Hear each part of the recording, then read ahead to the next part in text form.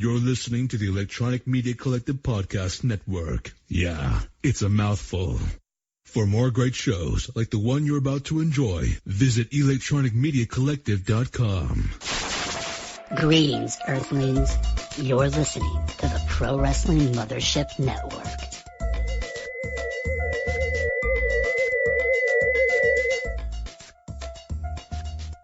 Hey everybody, this is Ugly. This is the Juice Box Hero, Tyler Jones. This is Almighty Christopher Daniel. Ladies and gentlemen, this is Iron Mike Johnson with Impact Pro Wrestling. This is Jermaine Johnson. This is the world's greatest pop icon, Donnie Pepper Cricket, sometimes known as the Dundee Strangler, Brandon Juarez. This is Caprice Cole. I'm Wes Risk. Hey, this is WWE Artist in Residence, Rob Schamberg. Hey guys, this is Savannah Stone. Hey everybody, this is Ian Riccaboni from Ring of Honor. Hey babe, Cousin Gator, dang old, bang bang. I'm Nick Dinsmore. Hey, this is Miss Frankie J. Yeah, this is the Pretty Boy Pitbull Kenny King. Hey there, this is the one, the only, the astonishingly above the rest front man of professional wrestling, Jossie. You are listening to the sultry sounds of Chainsaw King. Hey guys, this is James Jeffries. Hey everybody, you know me. My name is Eugene P. Brian Blair. Like the Killer Bee jumping Jim Brunzell when he drop kicks you in your teeth. The only thing better than that is Shotgun Radio Podcast with Zach and Zach. They will give you a heart attack, and if they don't,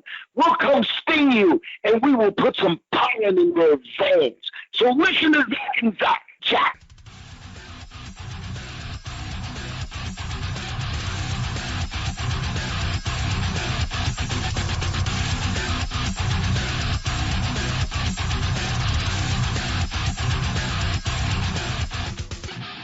Hey, what's up, guys?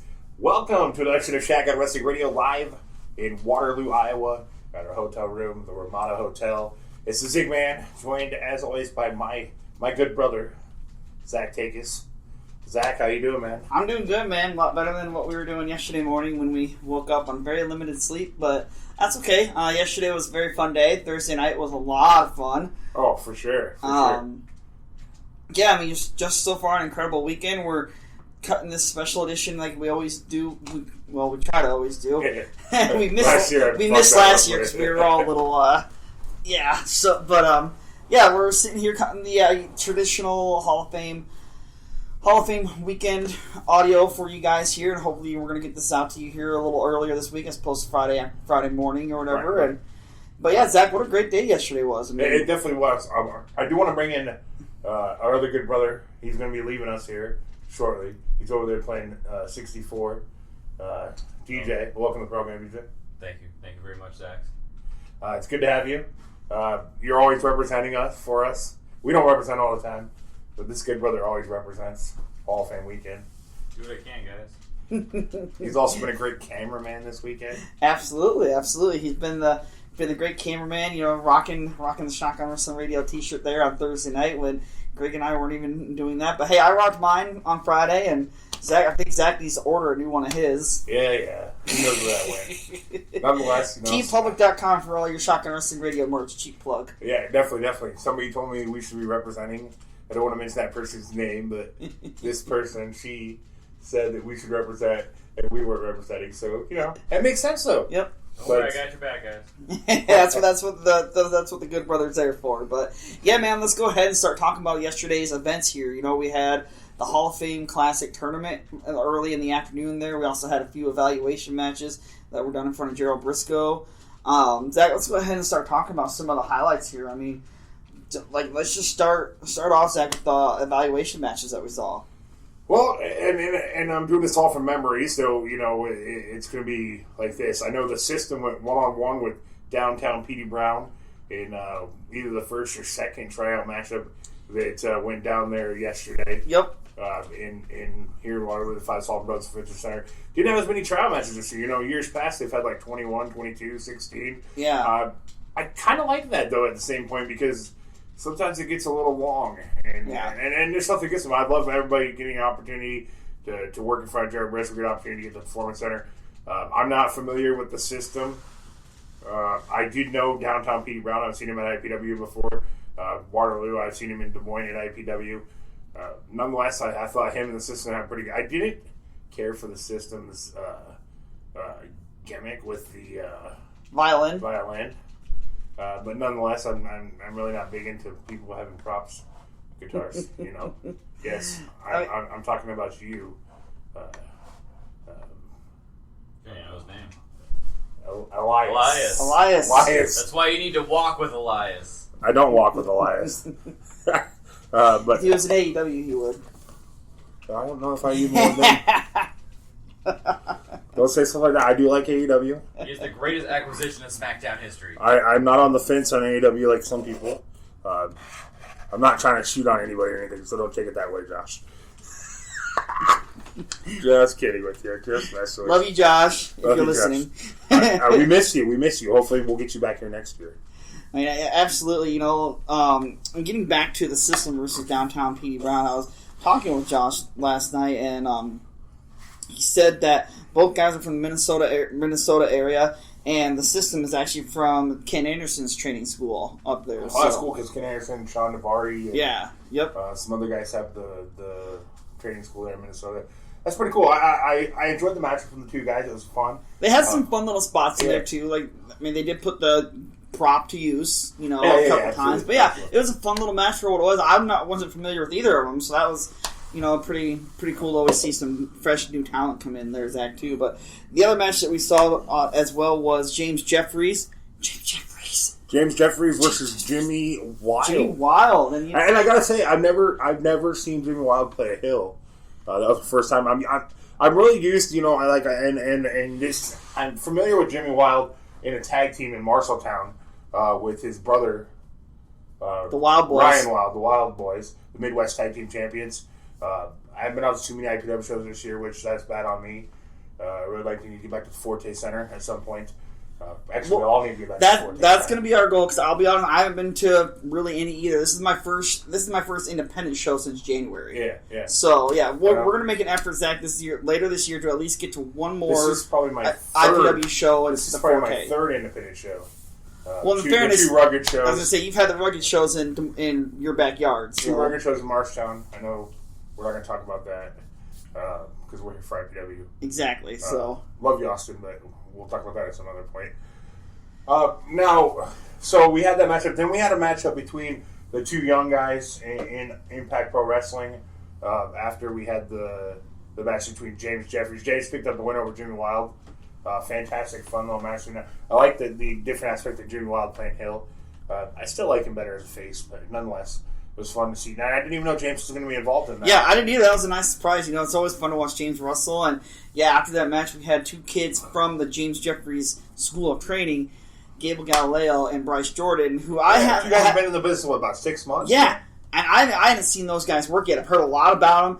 Both of those guys are already incredibly talented. They are. I've seen them on IPW TV, which is available on YouTube. They're going to get back going to that here now that they're wrapping up their very heavy time of the year. Those two guys tore down Bryce. I believe Bryce Jordan beat Gable Galileo there. We've seen quite a bit of Bryce Jordan throughout the night. I had the opportunity to meet him for the first time on Thursday, actually. Him and Wes Briscoe came in after that fair show and ate down there in the bar here at the Ramada. But nonetheless, that was fun. Then those guys followed up, and then we started the first round of the Hall of Fame Classic, which in the first matchup of the afternoon, we saw Kobe Durst go one-on-one with Dirty Jake Durden. I've said this 100 times before. I said this all weekend long. I haven't seen a lot of Kobe Durst's work. I enjoyed the match with him and Jake Durden. It was kind of like, can Kobe Durst overcome the big Jake Durden guy? And I gotta say, I'm familiar with Kobe Durst from the Ethan Page vlog, which I said on our blog. Which you can check out now at youtube.com/Shotgun Radio and the number 1, I believe. I don't know if it's the number 1. Just search out Shotgun Wrestling Radio on YouTube. It'll pop up. Yep. You'll see a bunch of other videos. You see some of our past audio on there. All of our interviews we did going into the show this year are up there. Some past great interviews with Kenny King. I uploaded that one the other day. Some of our Mothership of Pain shows going into last year's Hall of Fame are up there. Ugly, Tyler Jones, Rob Schamberger. There's also a lot of great matches from past Hall of Fame shows. Tony Sly, one-on-one Cole Cabana, Hacksaw Jim Duggan tagging in a 6-man with Team Canada. Those are all up there, as well as the Matty Star DDP segment. There's so many. Just go through all the videos. Check it out, man.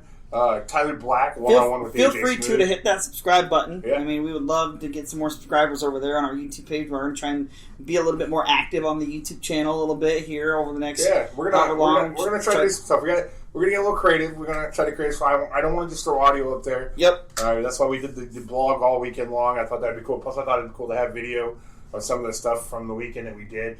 There's a lot of stuff that didn't make the video. Maybe I throw together outtakes version. And I do plan on making like a highlight reel of my own stuff that I've taken, because I've taken some video just opposite of what we've taken. So there's a lot of stuff I've taken. I took a lot of clips from last night. A lot of clips that I'm going to try to make a big montage of. I know in the last, I haven't edited as we're doing this. I still got to edit the rest of day 2, but it should be up soon. Obviously, by the time this is out, it should be up. I do want to throw in a couple, maybe Ultimate Dragon's entrance, even though I watched that like 15 times this morning. That is on Zach's Instagram page right now, at Zach Grigg, if you would like to go and check that out. That was pretty sweet seeing it. But anyways, we'll get back into that. Let's finish talking about the first round in the afternoon of the Hall of Fame Classic. As we mentioned, Kobe Durst went over Jake Durden. We're kind of getting off track a little bit here, but that's right. It's the Hall of Fame edition, man. That's what it's all about. Got a Busch Light in my hand. It's only 11 a.m. Zach's got a Busch Light in his hand. You start early. DJ's already there, DJ. Oh, 3? Hey, it's 5 o'clock somewhere. Yeah, absolutely. And then in the second round of the Hall of Fame Classic, Kurt the Lone Star Stallion. We've seen him in my boy. Yeah, we've seen him all 3 Hall of Fame Classics. We've seen him get killed by Brian Cage last year. We've seen him in the year before. He's always come up short. But this year he was victorious in round 1. He took out Eugene, Nick Densmore. Yep. We did a great interview with him. If you want to take a listen to that, that's up there if you haven't heard it. But nonetheless, Kurt Stein goes on to round 2. I've loved Kurt Stein. Seen him in Involve on the WWE Network. The dude's been killing it. Seen him in Ring of Honor Top Prospect Tournament. Him wrestling all over the world. Probably one of my favorite wrestlers. And some of it goes back to getting an opportunity to hang out with him in Des Moines after they came in for IPW one time. And good friends with our good buddy Dustin Smothers. So Kurt Lone Star Stallion picks up the victory over Nick Eugene Densmore. Now, in the third matchup of the Hall of Fame Classic, we saw IPW representative Matty Starr. This was interesting because Matty Starr went on with Airwolf. Phenomenal Airwolf came in from LW in New York the other night, him and Brian Pillman. And nonetheless, with Matty Starr, looked like he was going to be victorious. Looked like he was going to go on in the tournament. Ultimate Dragon and Sonny Ono show up in the crowd. That distracts Matty Starr and Captain Midnight. How great is Captain? So before we get too far, how great is Captain Midnight? Dude, that's been the first time I've seen him in person outside of the videos. But yeah, the character with the yacht club and everything is just fantastic. And I really thought it was a nice touch in that match to have, the distraction there from Ultimo Dragon. That was awesome because it's still. Don't mind the train in the background. It's still set up very nicely to continue their match for later on in the evening. Yeah, it definitely did. That was a lot of fun there with that interaction there in the Hall of Fame Classic that caused it so Matty Starr did not get the victory, and it allowed Airwolf to move on in the Hall of Fame Classic this year. And talk about matchup 4 of the Hall of Fame Classic, Zach. Yes, Zach, the matchups for the Hall of Fame Classic here. As we mentioned, Airwolf defeated Matty Starr, but let's get to the semifinal matchups here. Airwolf defeating Brian Pillman Jr. Well, before we do that, we missed the other first round matchup. Yes, Flying Brian Pillman Jr., which he was fantastic. Opportunity to meet him. Took on the man Wes Briscoe, our boy. Wes is always fun to be around with, hanging around with on the weekend. I haven't got to hang out with him too much, but he's been around and about. He looks like he's having a ton of fun. Flying Brian Pillman picks up the victory over Wes Briscoe in the other first round tournament. That wrapped up our afternoon. Then we got in line. You guys got in line to meet Sheamus. I went over and met Ultimo freaking Dragon and Sonny Ono. That was fantastic. Then I was going to go meet Brian Pillman, but I thought I'd better get in the Sheamus line because I didn't want to miss the opportunity to meet freaking Sheamus. And so then I got in line, and the line was longer. This is what's funny. I went back in because I was like, that's a long line. I'm going to go over and meet Ultimo Dragon. I'm going to go over and meet Brian Pillman. Brian Pillman had a line, so I decided to go check on the Sheamus line. And I went out and the line was freaking longer than it was last time I was there. So I got in the Sheamus line. Finally got through to meet the fellow Sheamus. He was awesome. He commented on my St. Louis shirt. Asked if it was Arizona. Our Cardinals, Arizona. And I said, no, it's the St. Louis Cardinals. He asked how far that was. I told him about 7 hours from here. And then he's like, how far is Nashville from here? And my accent's terrible, but he said, how far is Nashville from here? And I was like, oh, probably about 12 hours. Because I drove to Nashville one time, back in my crazy days. I went to a TNA show there. Anyways, Nashville was fun though. But he said he would drive home, but they wouldn't let him. And then he was talking about he brought his dad with him, which was Tim White, which we met at the reception. That was cool. I didn't even know Tim was going to be here. Obviously, he was here handling Sheamus, taking care of Sheamus for WWE. Yeah, that was cool. That was a cool, unexpected surprise. He was actually here Thursday night, so we had met him Thursday night there at the opening ceremony. It's kind of cool because when we were sitting there waiting for him, he was talking to the guy ahead of us about Andre, so it was really cool to hear some Andre stories because everybody who knows Andre knows Tim White. Tim White probably knew Andre better than just about anybody. And that was pretty cool to hear him talk about his memories of Andre and everything else. So that was a lot of fun. Nice unexpected surprise there. But yeah, great to see Sheamus too. Sheamus was a great dude from talking to him, and kind of crazy because he, as quick as he came in, he was out just as quick. He basically came in, did the meet and greet, and then had to take off. So kudos to him for even coming by for what he did, because that was very cool to meet a former WWE champion and current WWE superstar, Sheamus. So that was pretty neat. But yeah, Zach, let's go ahead and get to the rest of the matchups here. As we just mentioned, Pillman Jr. defeated Wes Briscoe to advance, and now we're going to move on to the night show aspect of the evening that happened last night. We had the semifinals. Airwolf and Brian Pillman destroyed each other. Oh, yeah. Airwolf coming out on top in what was a fantastic matchup. Oh, man. That was really fun between those two guys. Huge fan of Airwolf. I've seen him, obviously, his match with Phoenix on MLW. Got to see him wrestle Jason Strife at Rugged Pro Marshtown. Airwolf, a guy to really look out for. He's going to be a lot of fun as he moves on through his career here. And then in the next matchup, the Lone Star Curtis Stein and Kobe Durst killed each other as well. Really worked over each other's bodies hardcore, and then Curtis Stallion picked up the victory to move on to the final. Airwolf and Curtis Stallion. Yeah, we'll get to that here in a little bit later on as we continue going on the match card. But yeah, that match was fantastic too. Curtis Stallion and Kobe Durst. Kobe Durst, I hope to see him more around the Iowa area because that dude really impressed the heck out of me yesterday. So it was nice to see some fresh blood in this tournament, and again, nice to see Curtis Stallion finally get to the finals, man. Absolutely. 3 years of hard work finally paid off for the guy, and he's in the finals.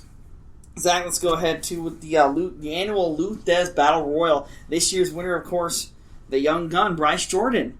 Yeah, it came down to him in the big picture, which is kind of a preview to their heavyweight title match later in the night. We thought the big picture was going to win it, but Bryce sort of eliminated the over-the-top rope of again, the big Bryce picture. Jordan's probably been wrestling for less than a year. Yeah. And already the Lou Thesz Cup Battle Royal winner. That's... Yeah. That was a heck of an effort by him to outlast everybody, and again, another fun battle royal too. It was. Yeah, it definitely was. The Lou Thesz Cup Battle Royal is always fun. I gotta say, then we went into one of the most surreal moments for me as a fan. I watched Ultimate Dragon in WCW. I watched Ultimate Dragon Japan, WWE, and getting to see Ultimate Dragon wrestle. I mean, getting to meet the dude was fucking amazing. But nonetheless, just seeing Ultimate Dragon and wrestling a guy, a good guy. For IPW. Yeah, he's a bad guy, but Matty's pretty awesome. And getting to see him and work against Midnight and Sonny Ono, just the interest is up on my Instagram, was amazing to see Ultimate Dragon come out and Ultimate Dragon wrestle. And I thought him and Matty did fantastic. Ultimate picked up the victory, which was amazing. I have a lot of videos from that matchup. That was one of my biggest highlights of the weekend for me was Ultimate Dragon. Yeah. As soon as Ultimate Dragon I'll be honest, Ultimate Dragon got announced and Victoria got announced, and I was super excited for the weekend. But nonetheless, I'm always going to be excited for the weekend, but that just catapulted it. That did. It did. And I'm right there with you. Watching Dragon for years in WCW, and Sonny Ono seems like such a cool dude too. Yeah, he does. Yeah. Talking to him Friday during the autograph signing and everything, and I had my shirt on Friday, and he was asking me about the podcast, and he was like, "Why Shotgun?" I'm like, I really don't even know. It's just a name we kind of landed on. Well, some people know the story around that, but somebody might say they created it and didn't, so on and so forth. We've been doing it for 10 years. It doesn't really matter. Yeah, at this point, it doesn't matter. We've been around since 2010, so it doesn't matter at this point. I don't know why the name. I've been asked that 100 times over, but...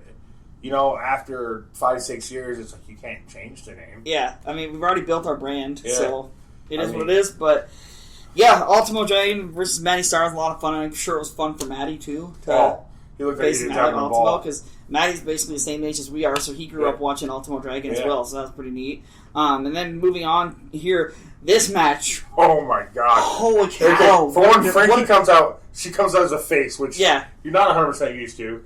Well, then she cuts a beautiful promo before the show, before the match, talking about how honored she is to face, Victoria in basically one of her last matches. Because after this year, Victoria's calling it quits and retiring from wrestling, which is sad to see, especially after hanging out with her this weekend. It's can we talk about chime in here? How nice she is to all of her fans. How much of a blast it was getting to know her for those couple hours that first night here. Yeah, was. I'm fan for life now. I liked her before, getting to know her and hanging out with her. She's a sweetheart. Yeah, that was something else. That's the other fun part about this weekend. You get to hang out with these guys that you grew up watching, and listen to their stories. And that's the thing. I've been trying to tell people about the Hall of Fame weekend forever, and I can only say so much about it. You're going to come or you're not. That's just the way it is, unfortunately. But if you just gave it an opportunity, the one thing I love about Waterloo, everybody stays in the same hotel. Everybody is so accessible. Everybody is right here. You never know who you're going to get to hang out with. And we get told every year they're going to remodel the hotel. Yeah. And it never happens. That's another story. Maybe at some point they'll get Caroline some air down there in her bar. Poor Caroline. She is fantastic, though. Yeah, shout out to her favorite bartender, Caroline, down there so probably never hear this, but nonetheless, she was fantastic. Back to the point. Victoria is a sweetheart. Tara, Lisa, whatever you want to call her, she was fantastic hanging out this weekend. Made me such a huge fan, more than I was. And I remember the first time I ever met her. And it was so funny because she's like, "You look familiar." And I was like, "Well, I've seen you at TNA a time or two, And she's like, "I thought I remember." And then shortly after that, she's like, "For some reason, I just really remember faces." And I'm like, "That's cool," because Zach has been there a couple of different times at the TNA Fan Fest and meet and greets that they've done. Back when I was crazy with all that shit, but nonetheless, I was a little younger and had a lot of money to throw around, I guess. Getting back to the matchup here, Frankie J comes out, cuts the nice promo, does the face, does the spot where she ran into the turnbuckle, and legit thought she blew out. We all thought she blew out her knee. The ref Christian threw up the X and everything, and Justin Deason came out to help her. And as Victoria was getting ready to help her out of the ring, Miss Frankie J turns around and cold cocks her. And you see the reaction from Travis Shillington and Justin, just shock and awe. The freaking crowd ate it up, dude. All of us. We were all worked. I looked at Ace's nephew from the Ace and West Briscoe and Ace show. I looked at Ace's nephew, Devin, and I was like, I feel so bad for her right now. When she was getting ready to walk back, and the next thing you know, she does that. I'm just standing there, kind of like that kid who was so shocked at Undertaker. Oh yeah, losing. I had that look on my face. I was just like, and then she got in the ring and she did the little dance. Yeah, and then I was just like, oh my god. And then you had to stand up and applaud that. I was like, this is so fucking fantastic. Yeah, that was great. Like talk about the ultimate turn. Like when I see her later today, I am gonna have to compliment her on that because that was fantastic.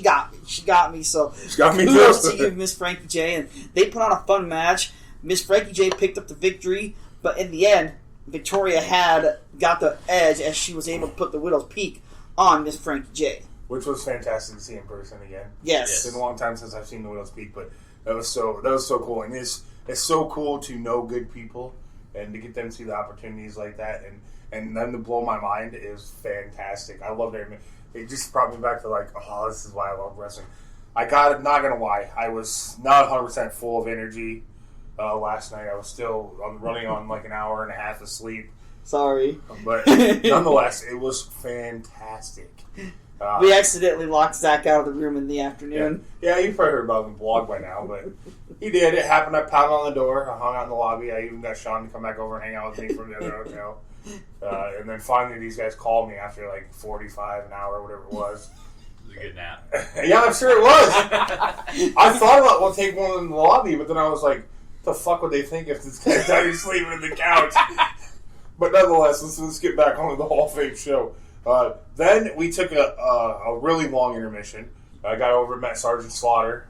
Yep. These guys ran back to the room. Yeah, I met Sergeant Slaughter too before we ran back to the room, and that was pretty awesome. It was cool meeting Sarge. And then he freaking choked me out. Put me in the clutch. I tapped like a little bitch. I didn't tap, but dude, he put it on my throat, and I was like, he's like, thank you for donating the $20 to the museum or whatever it was. I don't remember the amount of money. Yeah. About to $10 or whatever it was.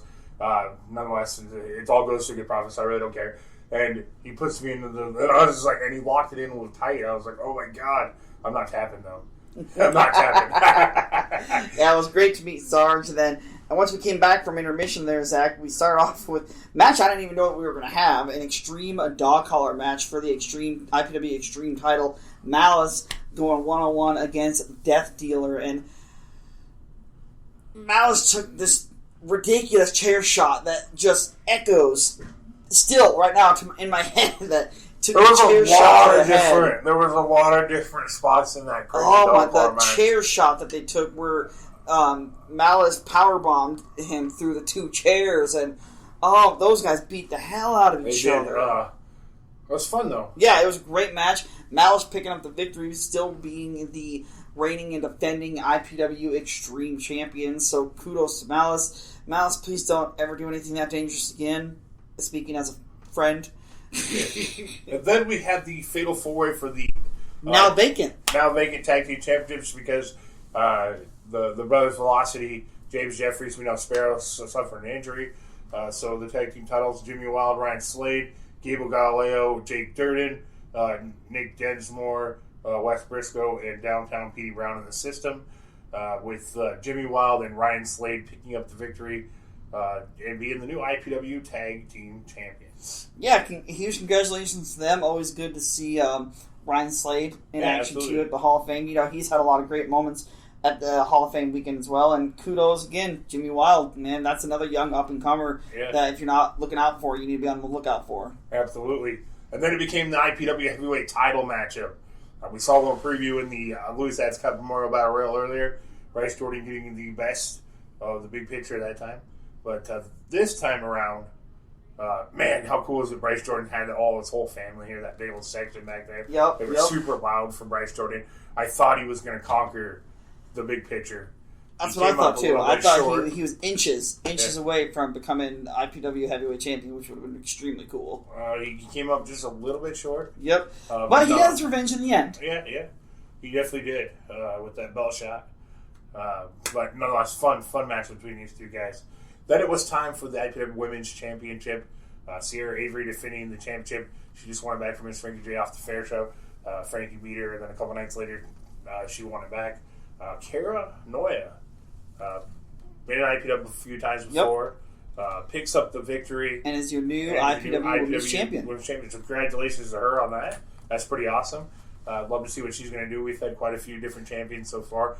Between Miss Frankie J a couple different times, Brooke Valentine, now Sierra Avery, and now Kara Noya. So we'll see what is in store for the women's division going forward in Impact Pro Wrestling. Then we get to the retirement match. It's kind of been a staple of the Hall of Fame weekend. B. Brian Blair's final matchup. James Jeffries cuts this beautiful promo prior to it.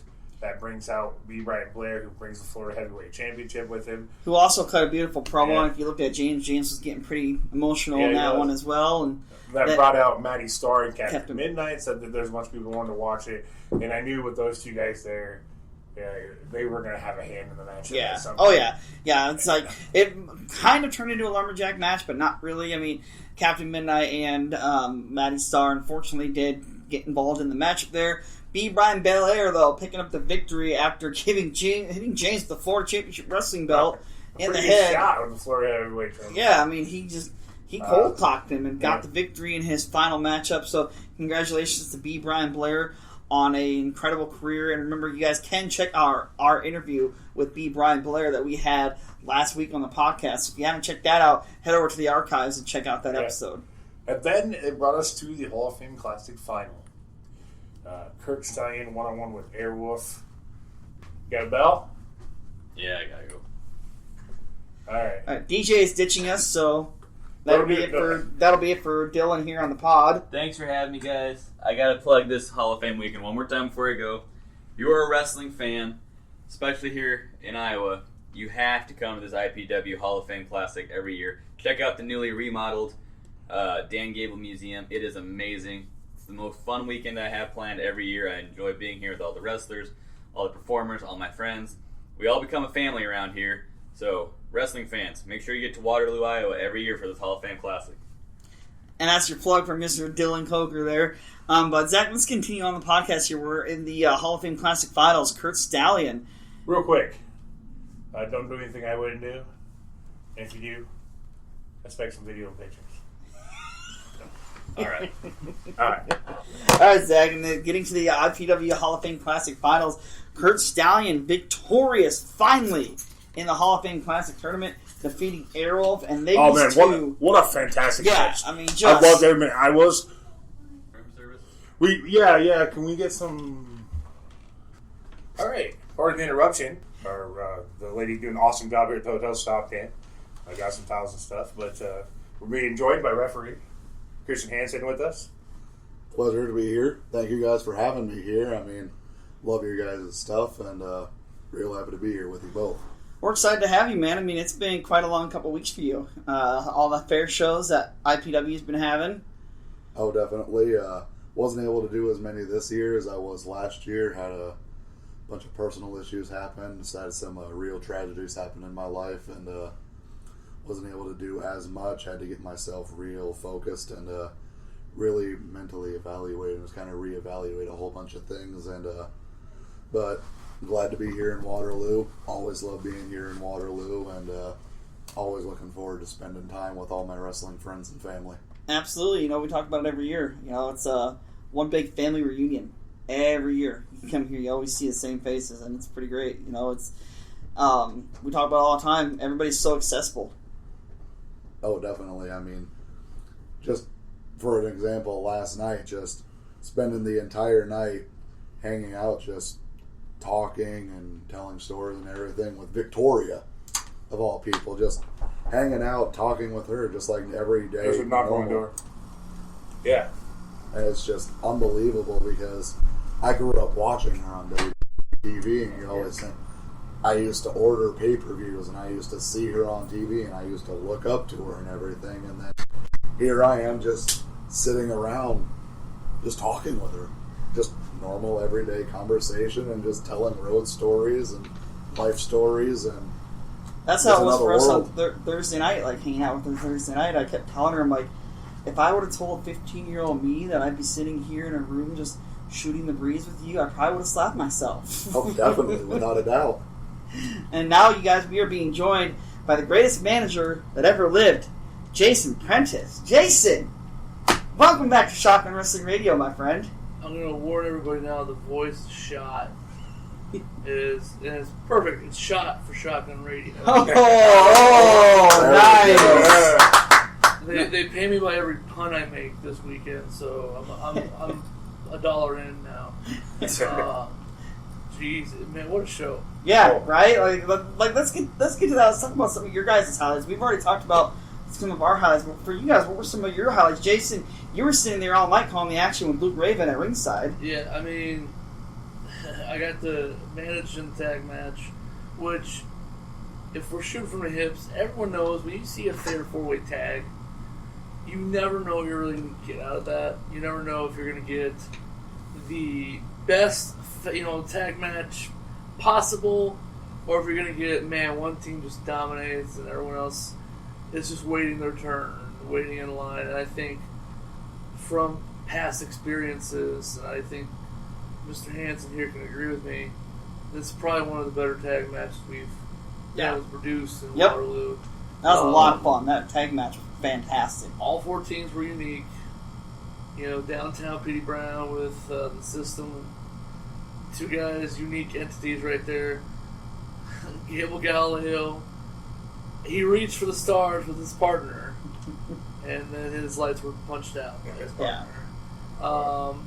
But, you know, I think the best of the combinations, and it's no offense to Wes and Eugene, but Ryan Slade with Jimmy Wild, I mean, that's a unique pairing.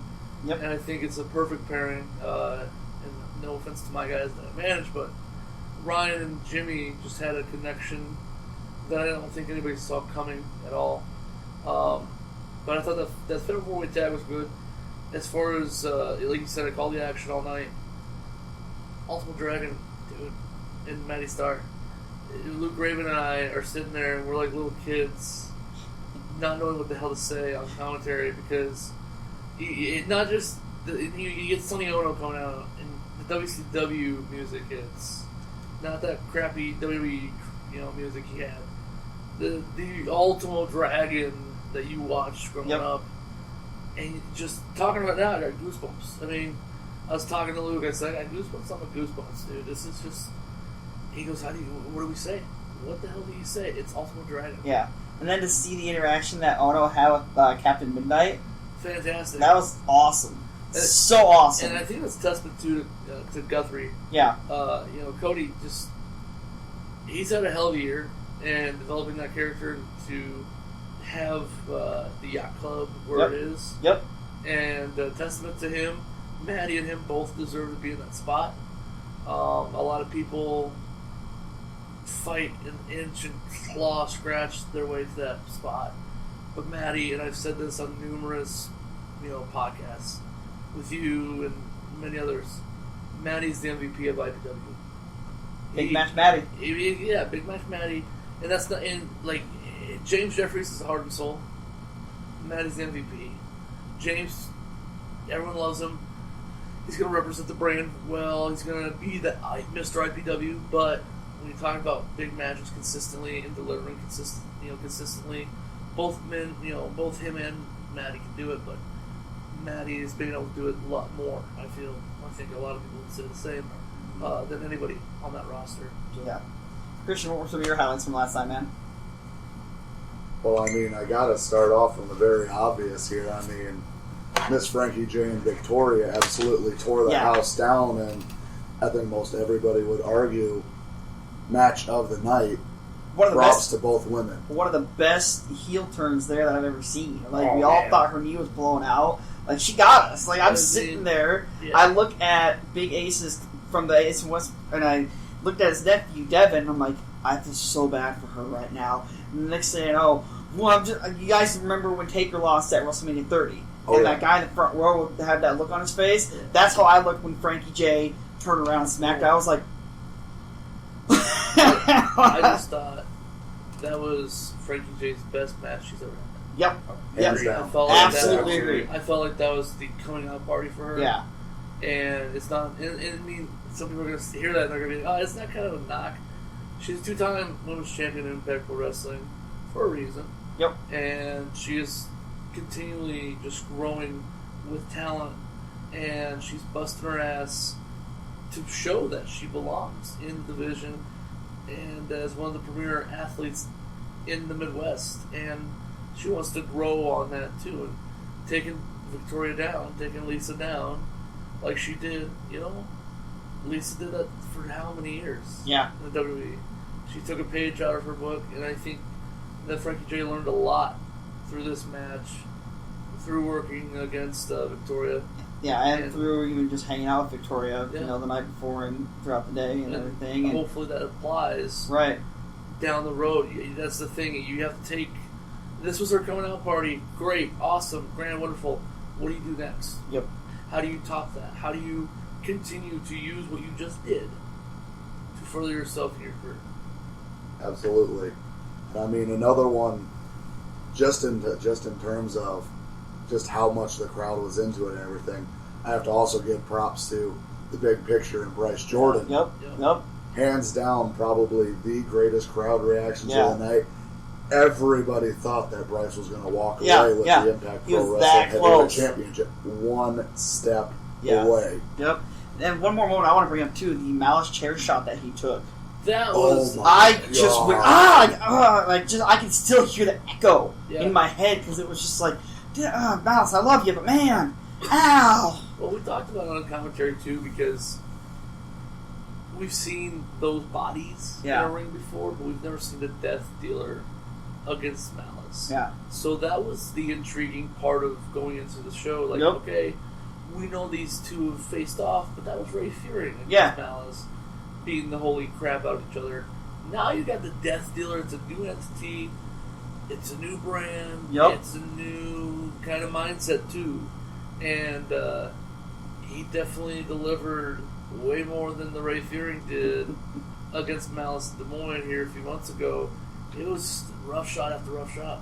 And I tell you what, being in that ring, being the official for that match, there were multiple occasions where I actually thought, he's out. Yeah. He's done. I'm ready to call for the bell right now because there was just no way anybody could have kept going through that. But both of them, my God, it's absolutely ridiculous the kind of stuff that they put each other through. Yeah, absolutely. Guys, we had another fun night last night. We got another night ahead of us here with the Hall of Fame induction ceremony. Let's talk about some of the inductees we have going on here. Daniel Cormier is being inducted this year, but I don't think he's here this year. From what I know, I think he's training for his next fight in UFC yet. So he's which is unfortunate because I really did want to meet him because I mean he's just killing it right now for UFC. Making them Boko Bucks. Yeah, I mean he's getting inducted into the Hall of Fame this year, which is great.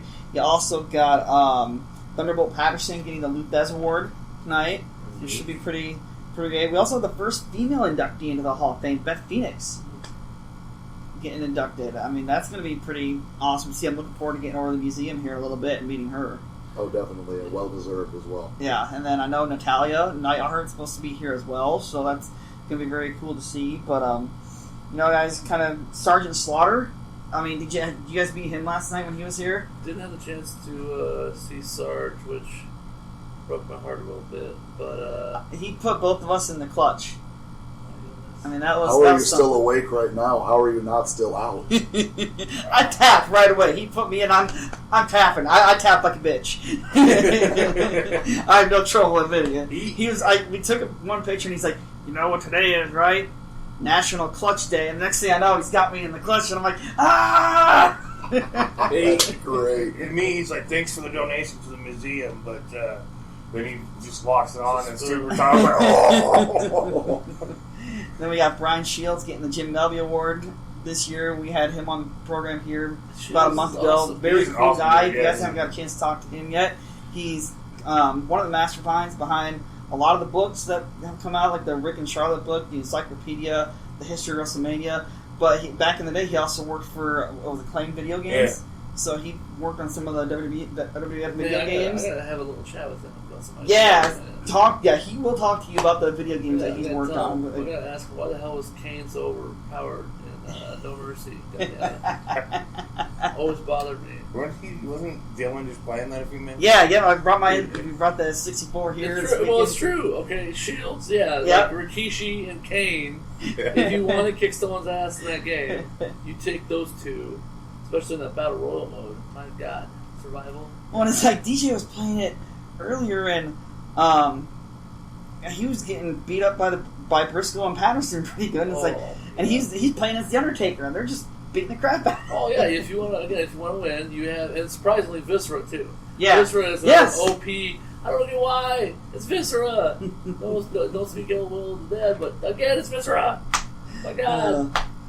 Well, Zach, I think that's probably going to wrap it up here. Well, you know what? Right before these guys joined us here, we were finishing talking the finals of the Classic real quick, the last matchup. We were talking about Kurt Stein and Airwolf, which was a lot of fun. And it had a story to it, too. Luke Raven and I, we talked about the fact that Kurt coming up short last year, almost to the finals. Airwolf, same situation, losing to Austin Aries right before the finals. Yep. So when you see these two guys, you're like, man, they have the same idea going in their heads. And for Kobe Durst, hey, I get to make some history of my own. First time in the tournament, go to the finals, how big would that be? And Brian Pillman obviously fighting for a legacy. not just his father, but of course the Hart Foundation, Hart family as well. But Stallion and Airwolf going was so perfect because of the fact that he had fallen so short so many times. And especially for Stallion, who's been a part of this tournament now, I believe, all 3 years. Yes. Yeah. Yep. Now he punches his ticket finally, and what a match! And both men. We thought they were 100% going in. I think Airwolf had, I believe his right shoulder had a little issue because Pillman stomped the crap out of it in that first match of the night, and Stallion took advantage of it.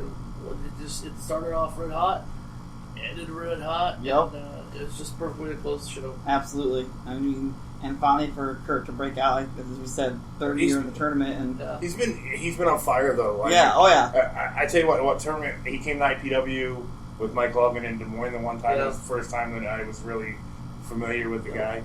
And then he came to the Classic that year, and then back. He's a fantastic person. And now he's killing it over in Evolve too for Evolve, and I think the word of the night was opportunity. Yeah. You look at all the guys in the tournament. You look at all the gals that wrestled last night. Every match there was opportunity on the line. It's an easy cliche word to use, but really it's true. Yeah. Because Pillman Jr. he lost, but he's still going to get these opportunities because of that match. Cody Durst again. He fell short, but he lost to the winner.